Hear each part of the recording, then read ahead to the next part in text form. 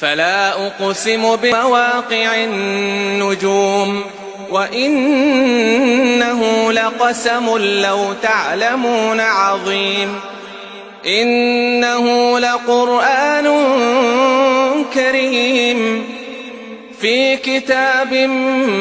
مكنون لا يمسه إلا المطهرون تنزيل من رب العالمين أفبهذا الحديث أنتم مدهنون وتجعلون رزقكم أنكم تكذبون فلولا إذا بلغت الحلقوم وأنتم حينئذ تنظرون ونحن أقرب إليه منكم ولكن لا تبصرون فلولا إن كنتم غير مدينين